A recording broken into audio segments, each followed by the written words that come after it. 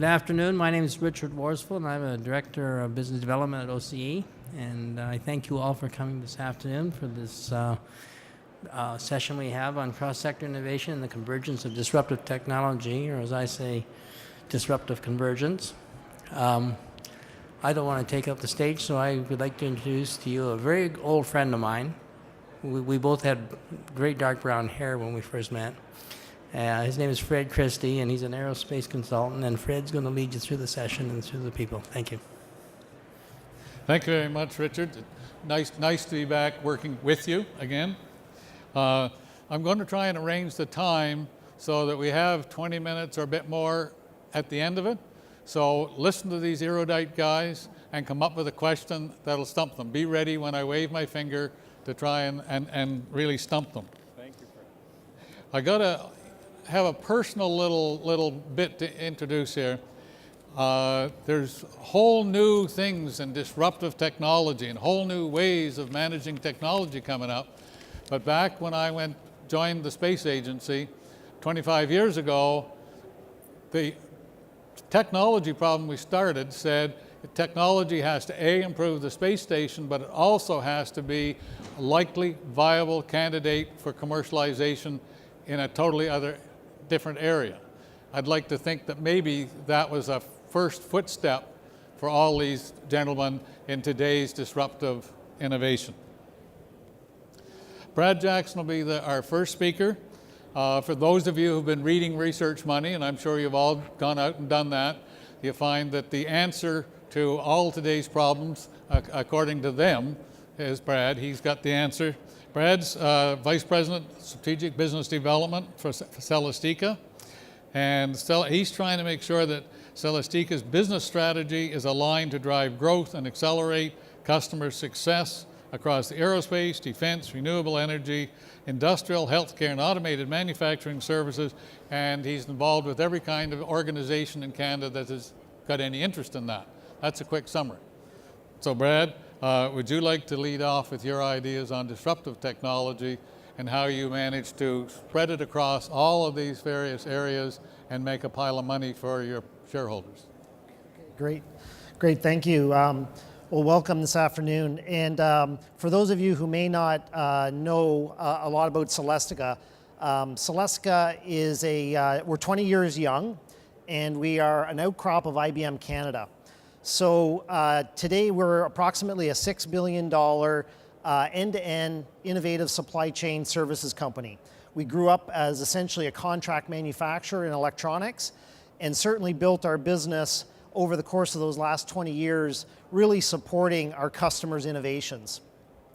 As that has evolved, really our core business has predominantly been in information and communications, and a lot of the work that we do in supporting those innovations has evolved to a very sophisticated global supply chain today that, quite frankly, now these new markets like aerospace, defense, healthcare, industrial, that have been traditionally more electromechanical in nature, are starting to benefit the supply chains and really the technologies that by and large have been born out of information and communications.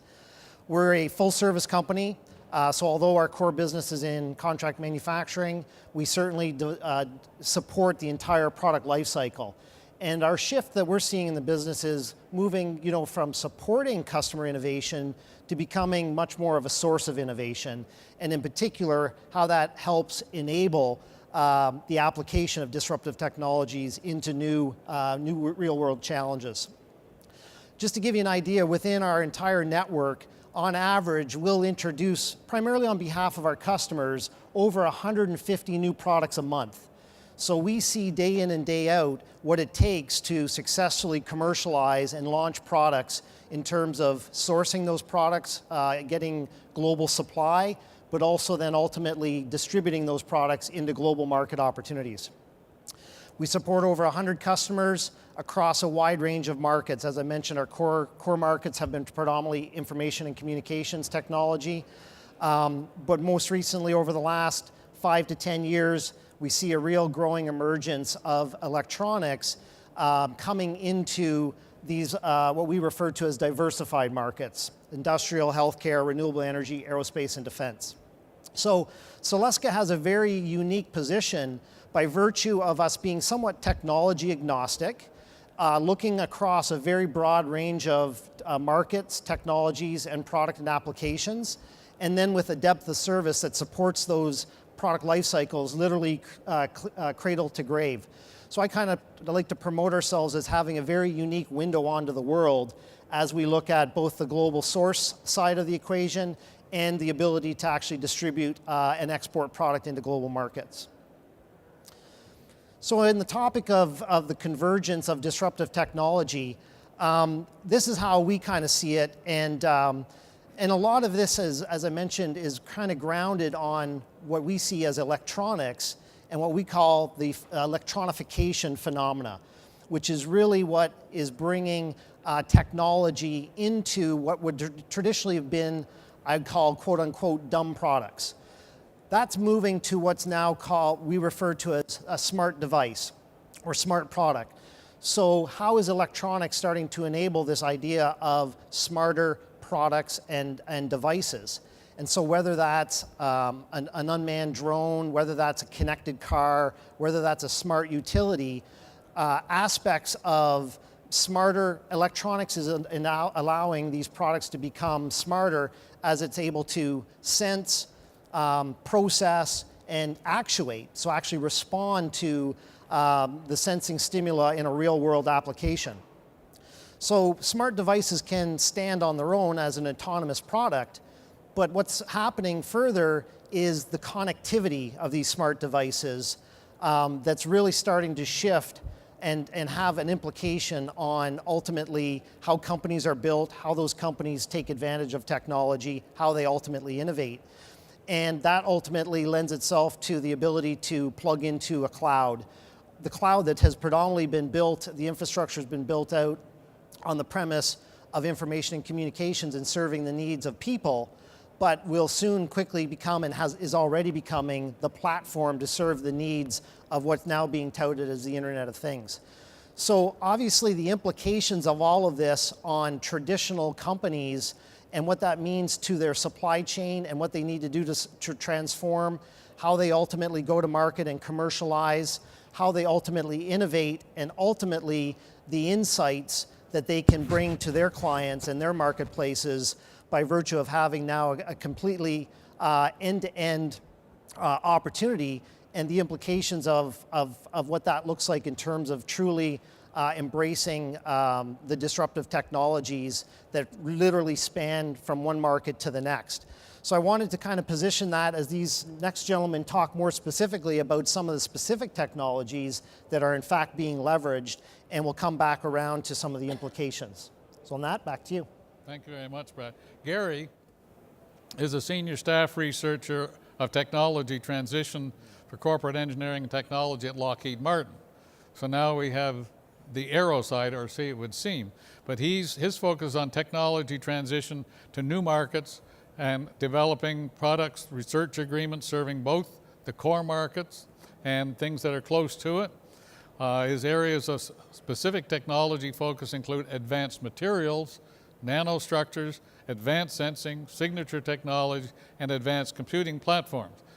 It strikes me that every one of these guys has got their fingers in a whole lot of pies. They've got all their fingers totally immersed because there's so many different technologies. So over to you. Thank you. So I'm going to let this run in the background, and I just grabbed some headlines and some pictures on some deals that Lockheed Martin has done in the past few years that might surprise you. And I'd like to start by talking about my own personal experiences. The aerospace industry has for a long time been a source of technology that gets transitioned to the commercial world, usually not directly by the aerospace company, at least traditionally. I personally was privileged to be involved in creating the first LCD flat panel displays, the things we all look at in our mobile devices. The application was aerospace. Other people took it to commercial markets. I then was privileged to contribute to creating business and industrial controls, taking aircraft control technology to automotive, locomotive applications, hybrid electric vehicles, things like that. And then got another opportunity to take satellite image management technology to medical image management technology in cardiology. So there has been a history of transitioning technology from aerospace into other industries, but traditionally aerospace companies haven't really focused their energies on doing that. It kind of happened haphazardly. In Lockheed Martin, we're taking a new view at it. We're taking a harder look at where are areas where technologies that we use in our core business could be really useful and could make a social impact. And as you see by these first few slides, renewable energy is an area that we have focused. We brought technology that we developed from the Navy and ocean thermal electric conversion to the commercial market. We did a deal with the Chinese to build the first pilot plant in that. We've done wave and tidal, some of which will be in the Bay of Fundy here in Canada. Train controls, aquaculture, there's a whole list of things. Cybersecurity for commercial, there's lots of things that we're looking at. And as you notice, it's pretty diverse, the types of technologies that we're talking about in the applications. The other thing that you might want to notice is almost every one of these headlines has partnered with in it. One of the things that we've recognized is in most instances, the best way to take our technology to a market is not by ourselves. We don't have strengths in commercial markets. We're not great marketing and sales folks. We don't have the financial infrastructure. So we partner with folks to do that. And Canada happens to be a place that is a great place to partner. There's a lot of activity ongoing in Canada today.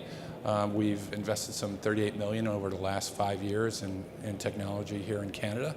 LM Canada is about to have its 75th anniversary here, so we aren't newcomers to Canada. But there's strategic investments going on in Canada because of the talent bases here and the innovation that's here. So I would invite you to think differently about who your innovation partners might be. They may be non-traditional folks like us. Thank you. Thank you, Gary. It does astonish me when I think of people that I have been associated with in terms of aerodynamics and aircraft, and then I suddenly find this wide array of things that you're also involved in, and obviously bring something special to the pie. And another thing which is again an interesting change, and I see an agrodome guy in the background there. Do you see him? Yeah. He's interested in Per because Per is the founder of Lumigreen AS and president of Intravision Systems, Inc.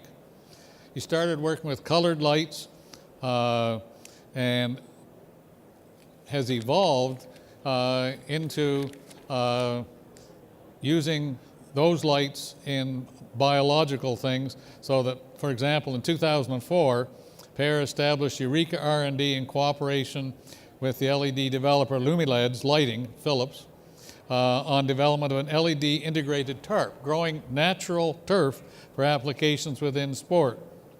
And then that led to cooperation with the gentleman from Guelph that I pointed the finger at, and Controlled Environment Systems Research Facility, and that's led to whole new collaborations. And I'm going to let Per take it from there and talk about disruptive technologies in your world. Yeah, thank you. This is the wrong presentation. Do you have the other one? It's not. Can I take it on a stick? I'm not sure where it goes. Yeah, sorry.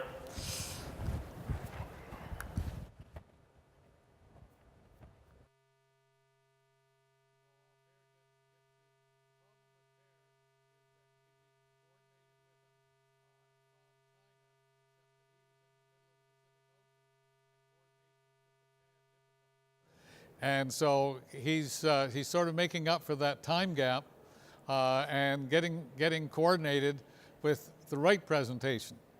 And so I think it will be worth it because he has some very unique and interesting disruptive technologies in an area that you wouldn't have necessarily thought they would appear in.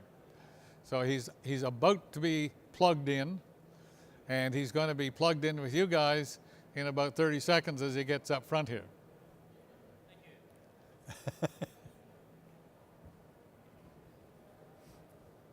Thank you, and sorry for this. Basically, I've been working with high-intensity LEDs, which is a game changer. And the new thing is that it has a revolutionary level of flexibility. So it's easier, actually, I think, to envision LEDs in any applications in 10 years, 20 years, than to imagine any of the other light sources survive. So I'm going to show two very short examples on how we work with this technology. This should work, OK. So basically, I'm working in two diversified sectors, narrow bandwidth lights in biology and also in art. And I'm a startup company, so that's part of the explanation. Today, we do plant factories and horticulture together with the University of Guelph. We do turf grass systems, growing grass on golf greens and stadiums together with the Penn State University. We do aquaculture with the University of Stirling in Scotland. And I used to do microalgae and marine bacteria with the SINTEF organization in Norway. I sold that out last year. But I also do art and architectural. So a few examples here. We started on a tech platform which was called cold cathode light tubes back in '98. And basically, these had the same features as an LED, except that they were huge, they were big. Disruptive, I mean, big industry didn't like this because you had a light tube with 50,000 hours lifetime. So the light tubes producers had these kind of cartels, and they went to Bahamas and decided not to go for this technology, but it was founded in 1893 or something, the first ones. So, first big art project, Tunnel of Light. I did quite a few of those. And probably the only one in the world who actually made money on electronic art and invested it in biotechnology. So there's something there. So first ones were very integrated. We done exhibitions in China. The top plant on the top right is the first one with the LEDs, 2006-07. Yeah. So a few slides. In 2005 to 2009, we had a big EU project called LightTech. 4 European countries, 4 universities, a number of SMBs. Cod was the new species in aquaculture, early 2000, and it had serious bottlenecks. The two biggest ones were survival of juveniles and premature sexual maturation. And all these processes, as in all plants and animals, and including humans, are light control, light induced. We're talking about melatonin. So, and we had huge problems because in a wild cod would be mature sexually after 6 years, while in captivity, because of the wrong feed and everything, it would mature the first year, and we have a huge loss. So the elemental or fundamental research in this, which Stirling University were responsible for, was to understand how a cod actually perceives light, and how this then affects growth and reproduction. So it looked like this. We did light studies on eggs, 3 years in a row. I boiled a lot of eggs.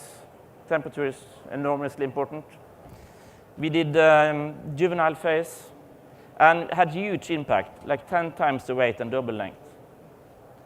And then we went to full-scale sea cage tests. This one is in Iceland, no, in Shetland, sorry.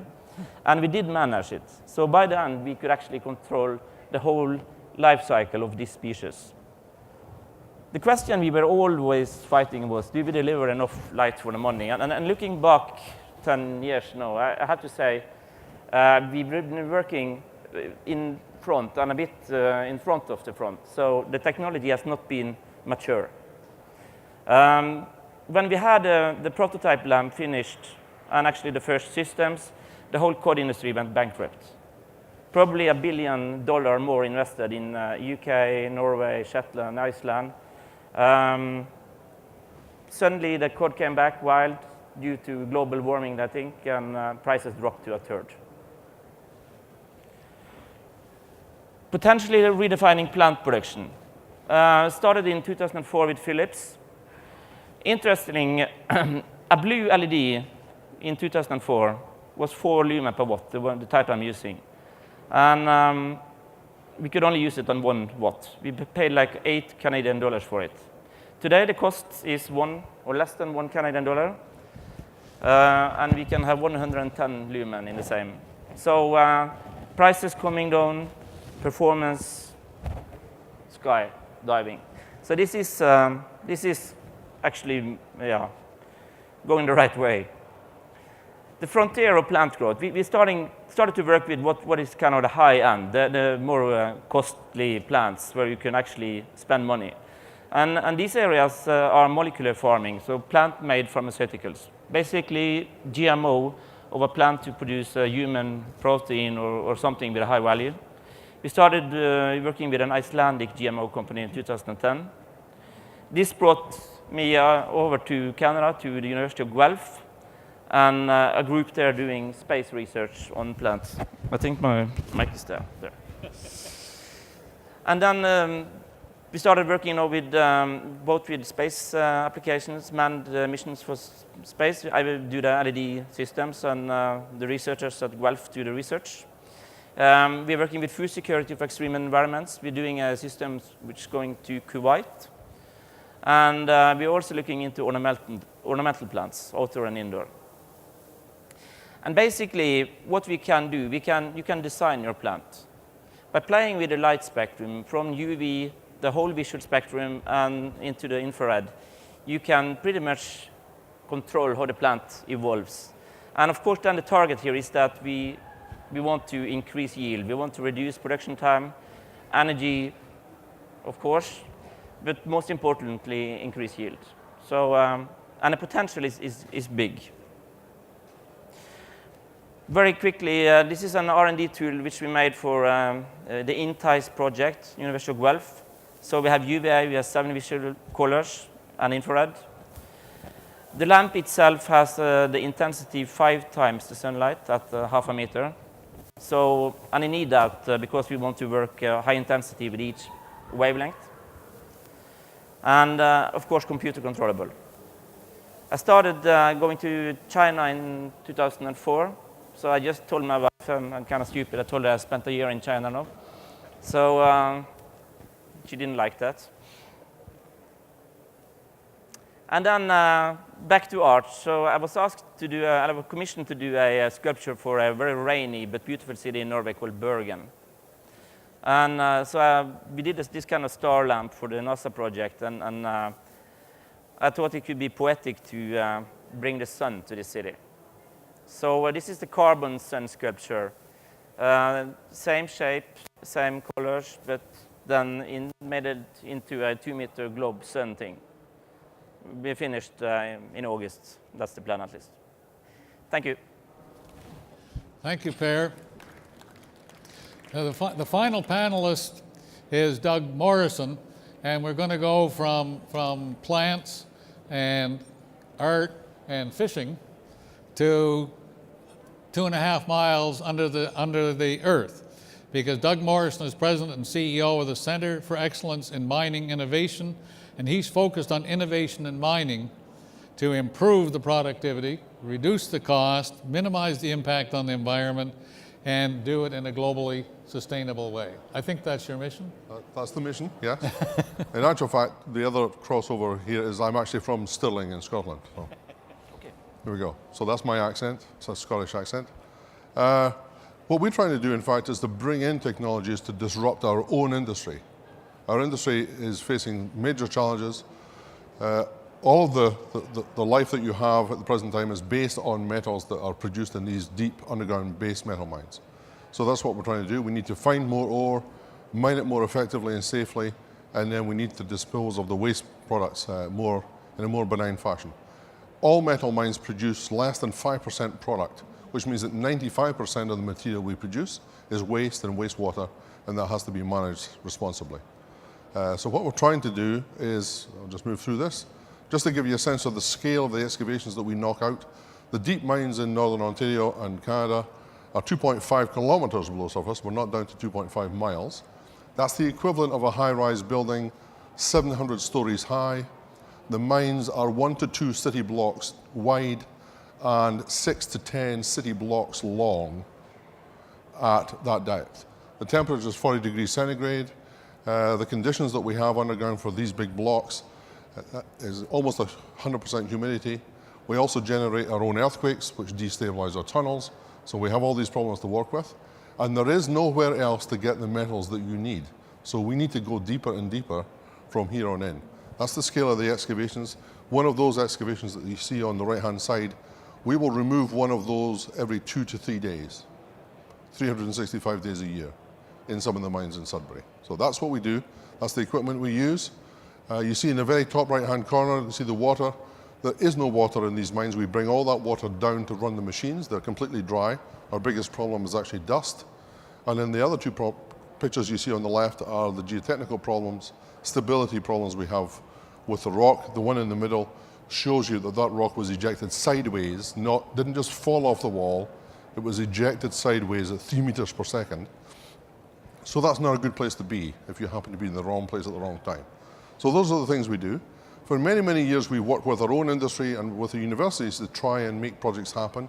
And we've suddenly come to the realization that in actual fact, our mining companies are receptors or adopters of technology. They are not creators of technology. Unless we make it plug and play for them, they have no interest in working with us to make it happen. The people who do, on the other hand, are the small to medium-sized enterprises in the service and supply sector. That's who we now choose as our primary partners to work to hone ideas and technologies down so they're much more acceptable to the industry as a whole. We also recognize 3 types of innovation: core innovation, adjacent, and disruptive. We have very little interest in working in the right-hand box, even though we are trying to be disruptive, because you can spend a lot of time and money in the right-hand box and end up with nothing. So we're going to spend most of our time in the left-hand 2 boxes, but we're also interested in major gains, not 10 or 15 or 20% benefit. We're interested in doubling or tripling what we do. That's the scale of the targets that we have to aim for in order to make our business successful in the long term, and here's why.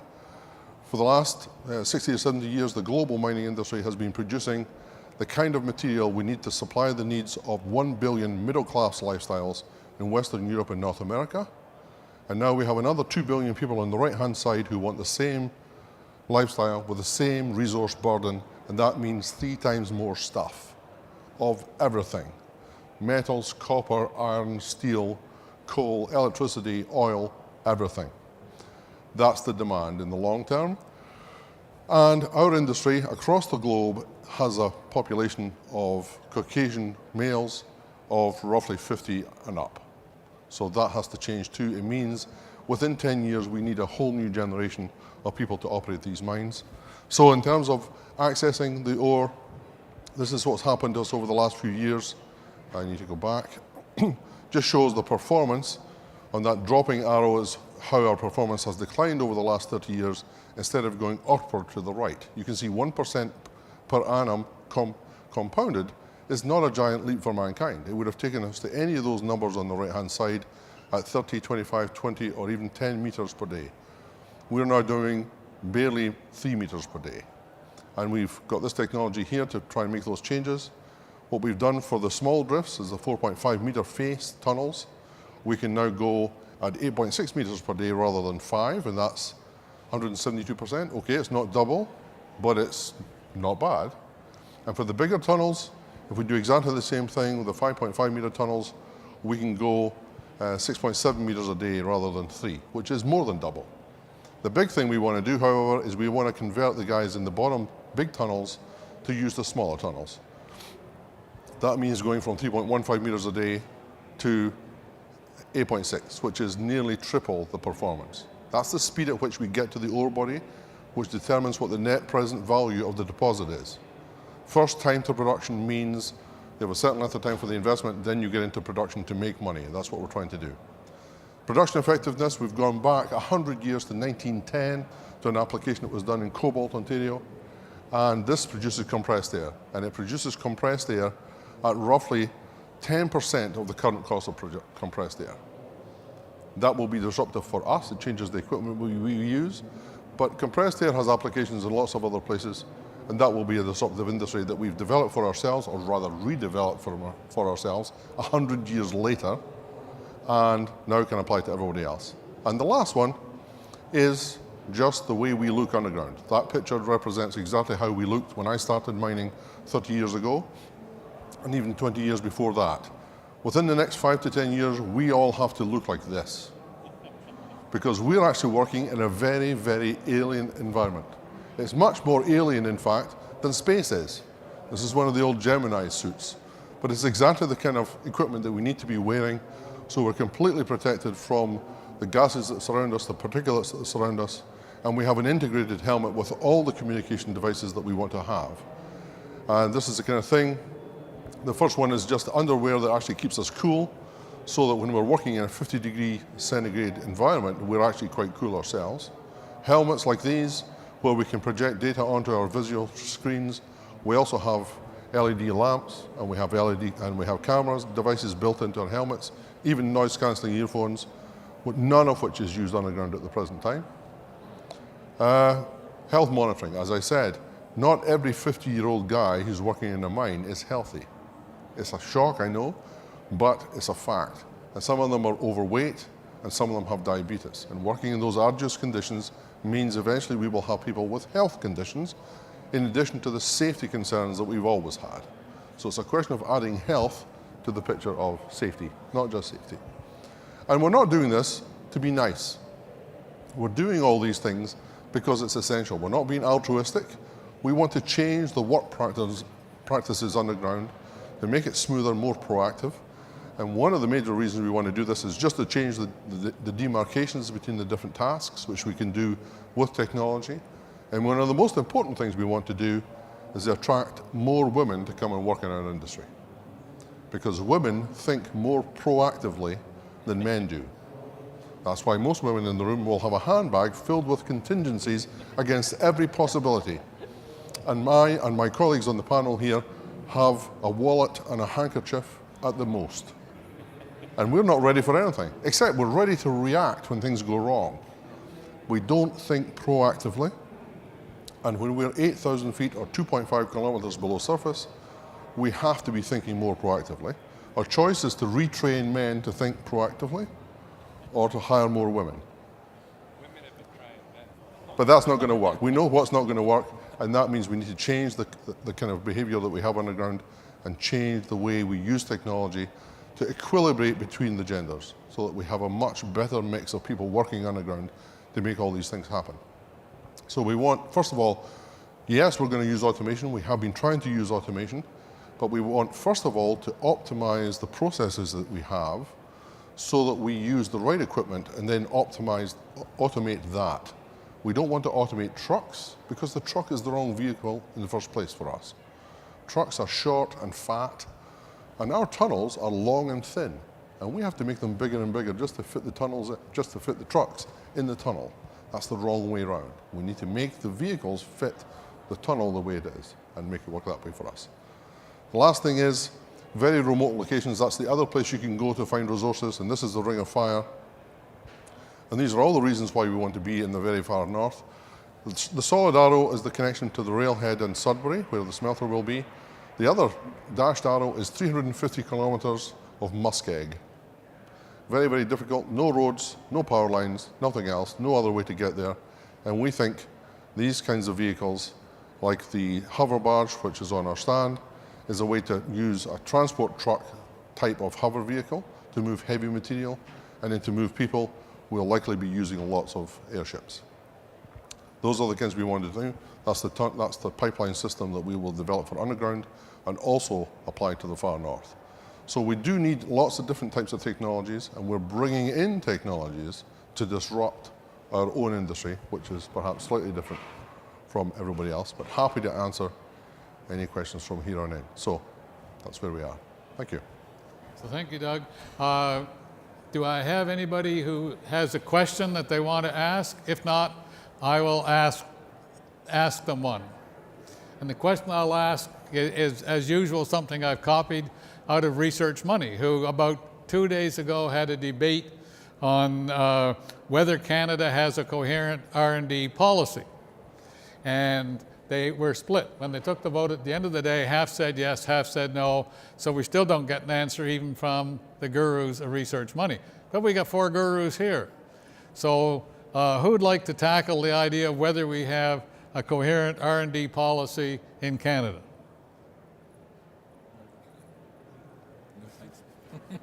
Have I got a taker on this side? No. Taker over here?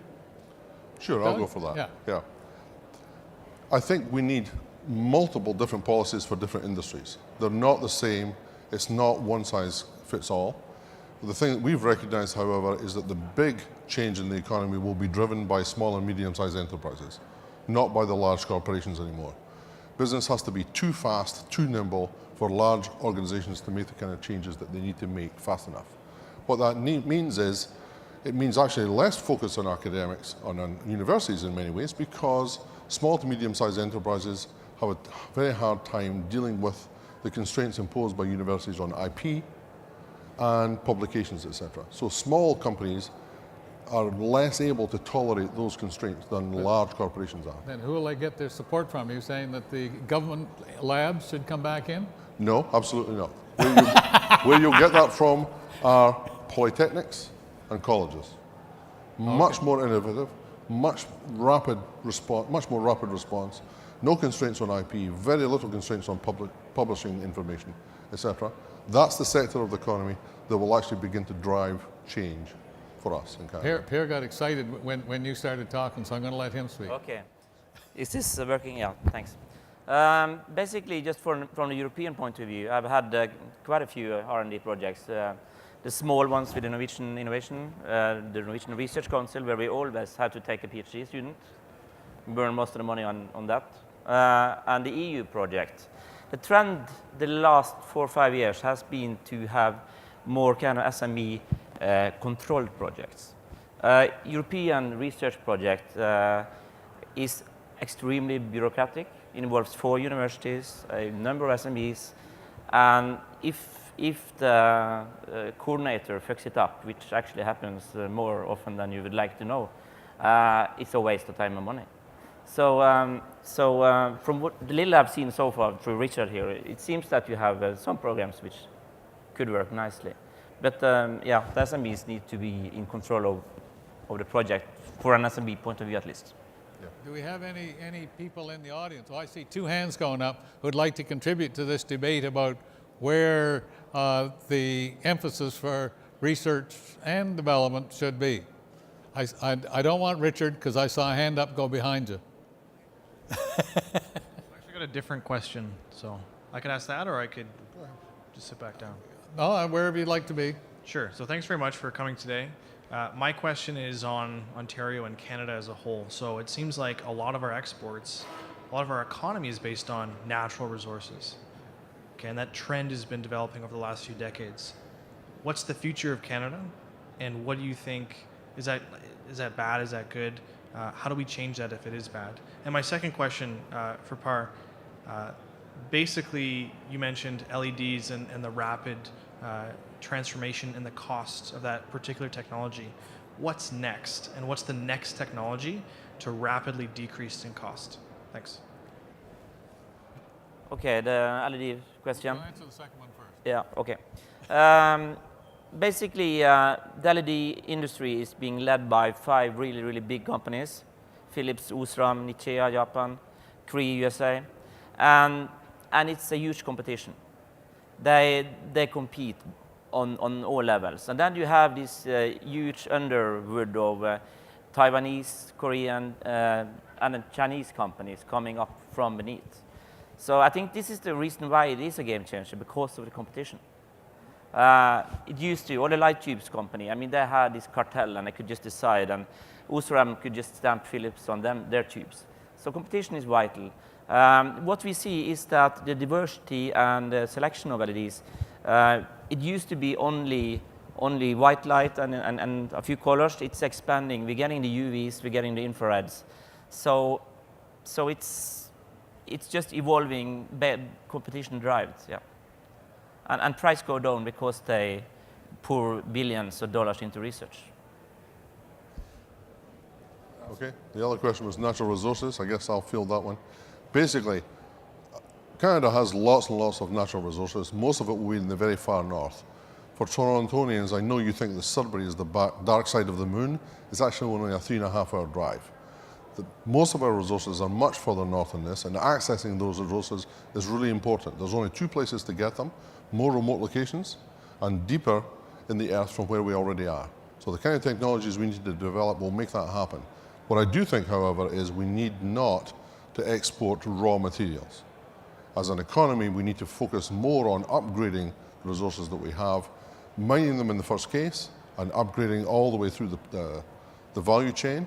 And second of all, we intend, with our IP that we develop at CEMI, to exclusively license Ontario-based or Canadian-based SMEs to market those products everywhere else on the planet. We're not going to be licensing those to Australia and Chile and other countries. We'll do that through the SME companies in our own economy. So that's the way to build our economy, is to develop our IP and focus the expansion of that from our own economy into others and not relocate it elsewhere. Recently, we've heard that there is a new innovation program coming into being, and it says you got to have 2 universities and 2 industries and so on. We're talking about universities here. Is there somebody here who would like to take the part of the universities as opposed to the colleges, which have been supported? Anybody want to support the university role in the new technology era in Canada?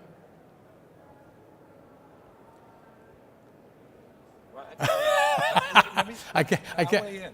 I'll weigh in. Okay. So I've seen certain provinces do things that I thought were very well thought out. Okay, so they've taken a look at, natural resources are a part of Canada, and they should be. The world needs them, and you have them in abundance. Other technologies can help you mine them more effectively, more cost effectively, and more environmentally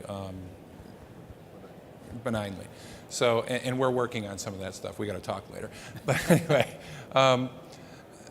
I've seen some provinces that said, "Hey, what are the next revolutions coming, and how do we get to be part of that?"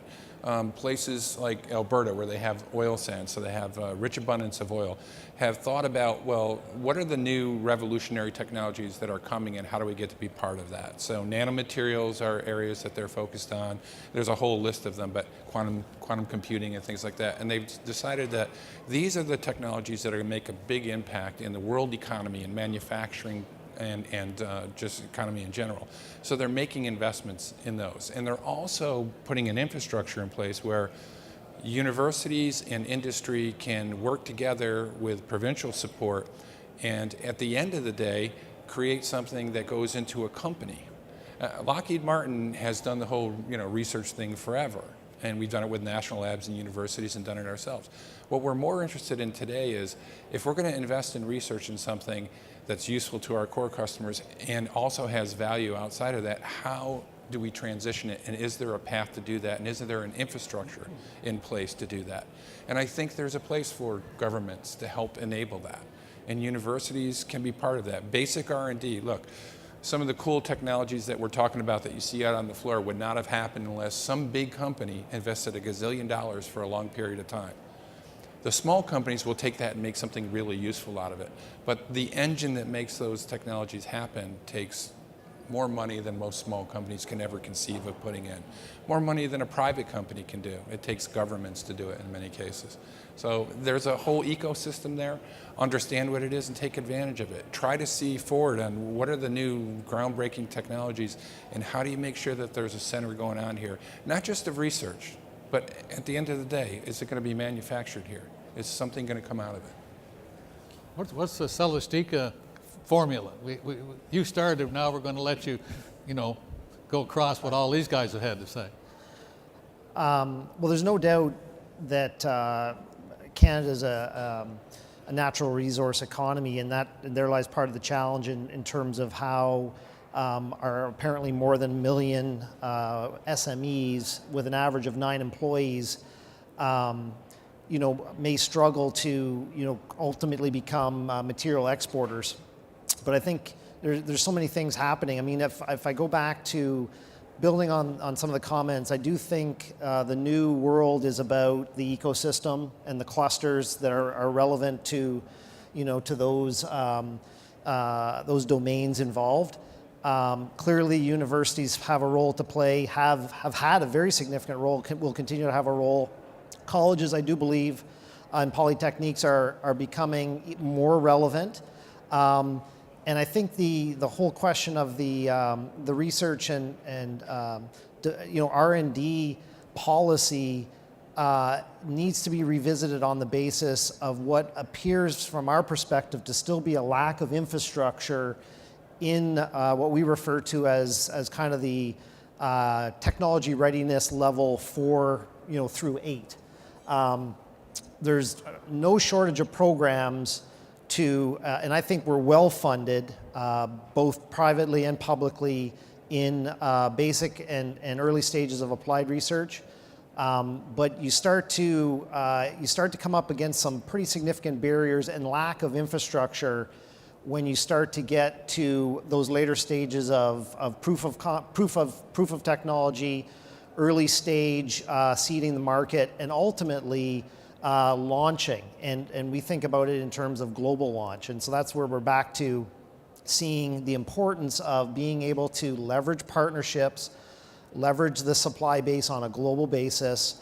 It's a global economy now, so sourcing globally and ultimately being able to distribute product and technology and ultimately export is where we're certainly seeing some of the shortcomings relative to the current policy. So it's more of a shift and an eye towards the application of technology and the adoption of technology. And I think one of the other challenges in Canada is we need to find ways to incentivize for SMEs to actually leverage technology within their own operations, within their own businesses.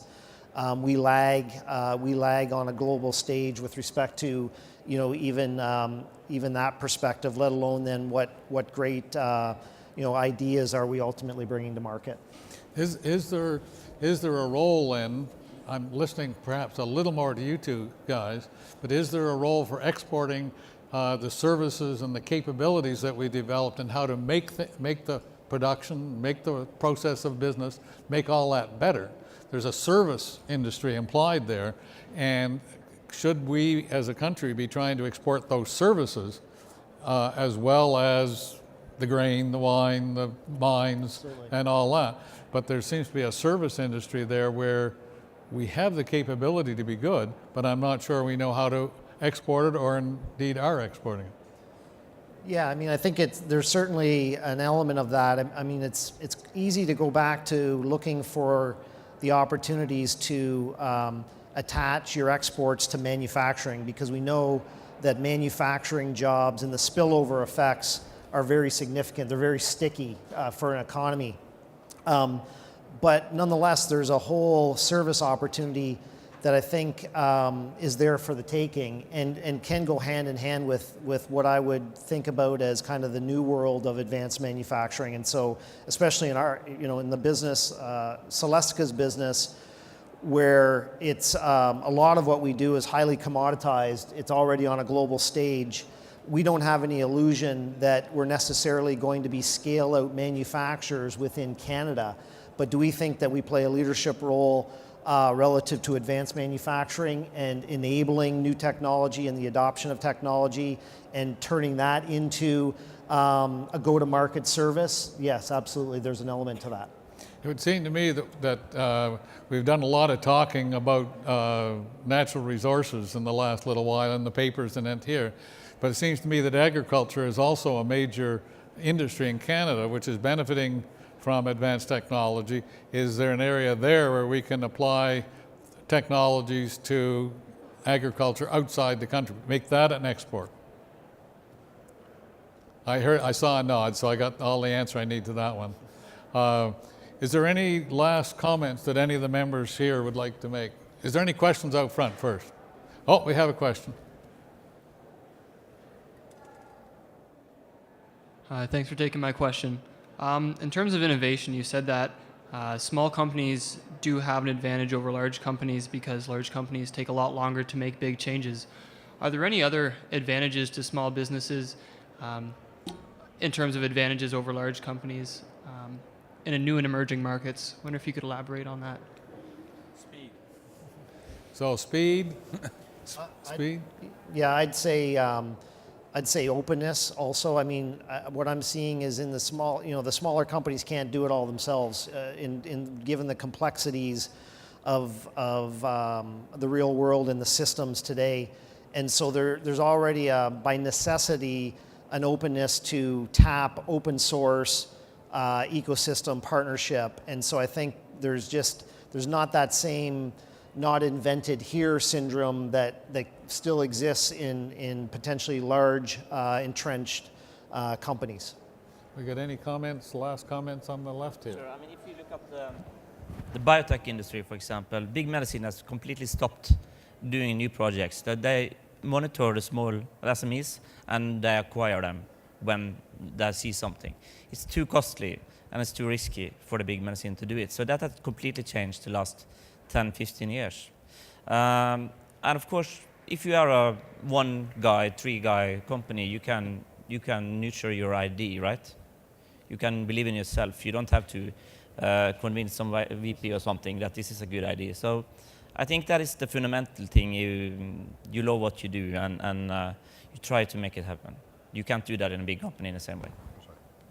I would say the advantage of the small companies is not so much speed as nimbleness and responsiveness to the marketplace. That's the thing that makes the difference. And just to finish off, I don't have a beef with universities. They produce excellent, very clever young people. But what universities should not try to do is to hold or manage IP. We have a commercial sector that is really good at doing that. And in my experience, all the IP that's retained by university becomes completely ossified and irrelevant in the marketplace. That's the constraint, and it's the biggest constraint for SMEs to work with the university system is management and retention of IP. Let that go. Have your product be the very clever people that you produce, and let the marketplace take care of the rest. I'll let the audience have the last word, and then it's going to be Richard to close it down. Oh, I see one last comment coming from the audience. I can't help myself. Thanks for the opportunity, by the way. I want to take issue with just a couple of points that Gary made earlier, and that is that the products out here, the product of some big company, that's not true, actually. The products out here came almost entirely from universities, and then big companies feed on that, and that's the way it should be. And in my own experience, using OCE as the glue between our research program and the industry sector has been very successful. It's a model that is envied around the world when I talk about how this stuff works here. So universities, though, you're absolutely right. Universities have no place in the boardroom directing IP, marketing, any of that stuff. We're absolutely terrible at it. And history has shown that over and over and over again. Universities are where you harvest innovation and ideas. Ideas are a dime a dozen at a university. And we do the fun stuff, the easy stuff. I would say, if you take $1 of what an industry, a commercialization opportunity is worth, about 15 cents is what we do.